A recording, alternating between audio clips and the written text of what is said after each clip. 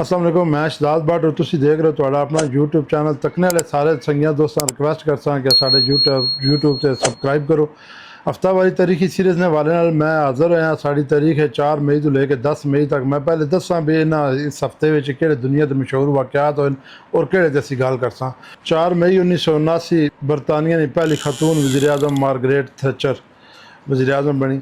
5 मई 1821 Napoleon Bonaparte की वफात है, मशहूर किरदार है। 6 मई 1937 जर्मनी एक फ़ज़ाई हादसा हिंडनबर्ग ने नाम तो होया। 7 मई 1945 जर्मनी अफवाज पहली दफ़ा इत्तेहादी अफवाज ने अगे हथियार छड़ के शिकस्त तस्लीम की थी। 8 मई 1945 पूरी दुनिया के दूसरी आलमी जंग ने अख्ताम में ऐलान किया गया।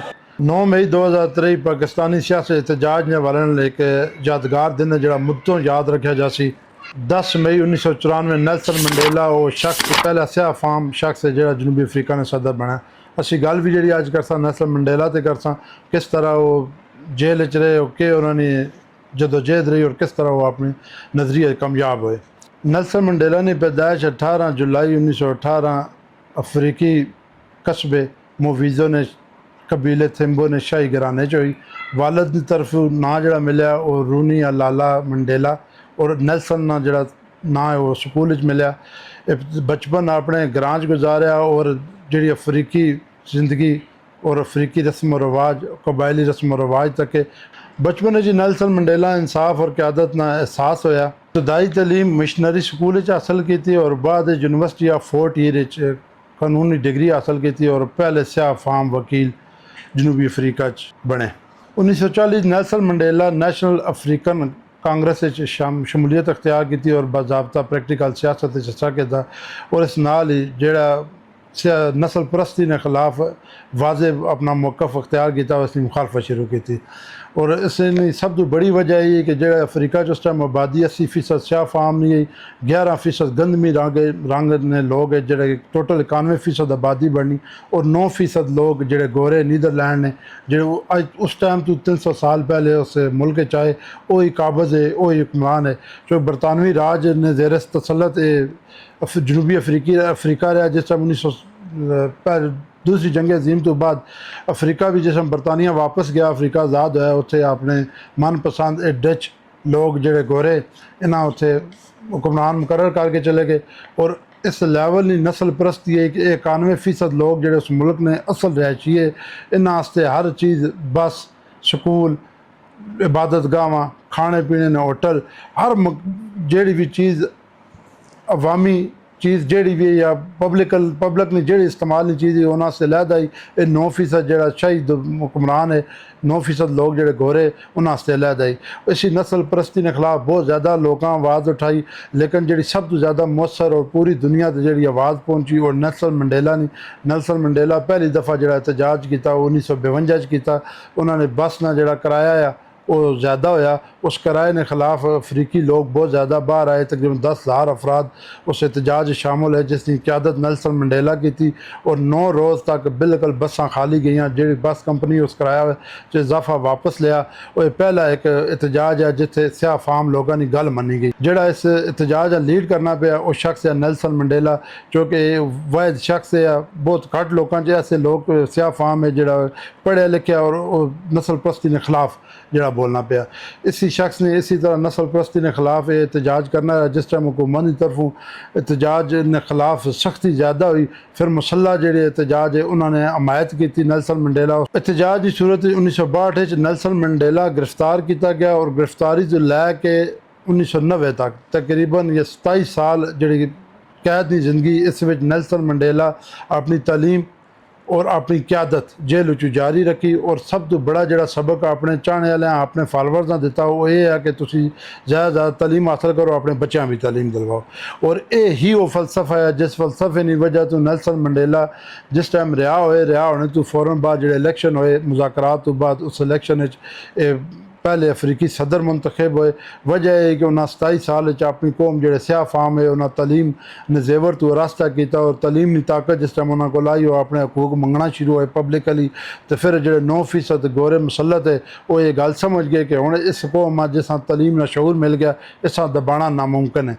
और इसी तलीम ने जोर से इतना सियासी प्रेशर बनया कि नेल्सन मंडेला 1990 जेल चो बाहर कढ़ना पाया और जेल तो बाहर निकल के नेल्सन मंडेला ने जो मुज़ाकरात शुरू होए जेड़े भी उस टाइम अरबाब इख्तियार है। लेकिन इस टाइम तक जो 27 साल गुजरे उस टाइम चूँकि 1990 तक दुनिया ज़राए अबलाग और ख़बर ना बेहतरीन उस टाइम 1952 की नस्बत ज़्यादा ज़राए अबलाग ज़्यादा फास्ट हो गए, ज़्यादा तेज़ हो गए। पूरी दुनिया जितने मज़लूम और जितनी भी आज़ादी दी तहरीकां और जितने भी लोग हक ने बोलने उन्होंने से इस्तारा जो लफ्ज़ इस्तेमाल होना है वो नेल्सन मंडेला है। और नेल्सन मंडेला ने जी जदोजहद है गैर मुसल्ह जदोजहद इस जदोजहद ना यह नतीजा निकलिया कि 1990 रिहाई तो बाद जिस टाइम मुज़ाकरात शुरू होए मुज़ाकरात जिस टाइम ताकत आई अवामी ताकत नेल्सन मंडेला को तो इस तरह सवाल किया गया कि तुम जिस टाइम इकतदार चाहो तो क्या कर सो। इन्हें आगे जिस मैं इकतदार मिले तो मैं उसका जवाब ता दे सा।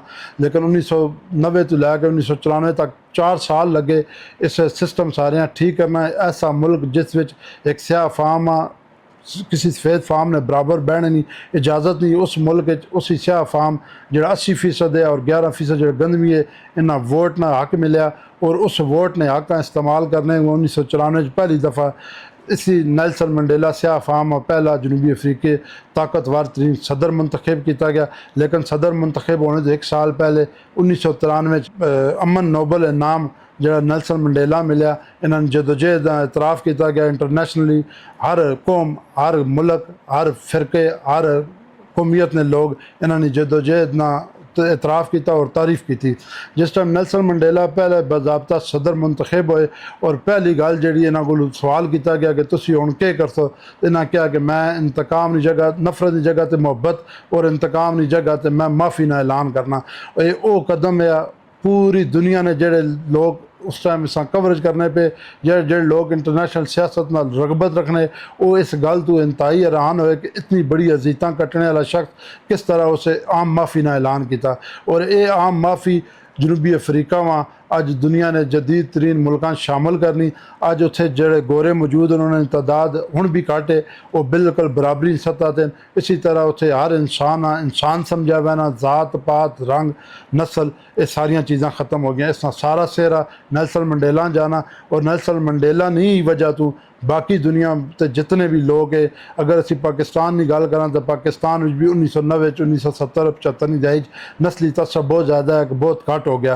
ये पाकिस्तान तक बाकी दुनिया ने जितने ममालक नस्ली तसब जो घट होया इसना हीरो जिस टाइम भी गर्दाना जासी नेल्सन मंडेला हीरो गर्दाना जासी। और नेल्सन मंडेला ने बाद दी कामयाबियाँ की एक तरक्की याफ्ता मुल्क की बुनियाद रखी और सियासत तो निकलने तो बाद भी नेल्सन मंडेला सारी ज़िंदगी हक की गल की थी और पुरतशद्दद मुजाहरे और तशद्दद ने खिलाफ रहे। पुरअमन एहतजाज और पुरअमन अपने हकूक ने वास्ते पुरअमन रह के एहतजाज करने ना सबक दिता। नेल्सन मंडेला ने यही कामयाबियाँ पूरी दुनिया से उन्हें अमन और इंसाफ ने इलामत जाहिर किया। और ये शख्स जिस टाइम सियासत तो बाद अपने मुल्क च रहे पूरी दुनिया जिथे भी जिस जगह भी जुल्म होया नेल्सन मंडेला ने आवाज़ हर सूरत लोगों सुनी और हर सूरत एहतजाज रिकॉर्ड करवाया। नेल्सन मंडेला वो शख्स है जिसकी आवाज़ ने मुतलक काफ़ी सारी दुनिया ने लोग तकने कि नेल्सन मंडेला ने जो मौक़िफ़ है वो ही हक होएगा वो मौक़िफ़ के आएगा। इसी तरह जिस टाइम 95 साल की उम्र हुई नेल्सन मंडेला 5 दिसंबर 2013 दुनिया तो रुखसत हो गए। जनूबी अफ्रीका हुकूमत इन्होंने आज़ाद 10 दिन कौमी सोग ना ऐलान किया सरकारी प्रोटोकोल नाल दफनाया गया। दुनिया के जितने भी लोग जदोजहद कर रहे हैं उन्होंने नेल्सन मंडेला ना जड़ा सबक है कि कामयाबी बेशक देर नाल मिले लेकिन तुसी किसी सूरत अपनी जदोजहद ना छोड़ो। उस विच हायल जितनियां रुकावटां उन्होंने रुकावटां उस कामयाबी ते नज़र रख के तो छोटा समझो क्योंकि जिस हम कामयाबी हासिल हो सी तो जितनियां रुकावटां ने जितनी जेल जितनियां अजीतां ने ये सारियां छोटियां लग सन कामयाबी हमेशा बड़ी होनी। और नेल्सन मंडेला ने इस पैगाम मैं सारा को इजाज़त के इंसान इजाज़त फिर किसी नवी वीडियो में अल्लाह हाफ़िज़।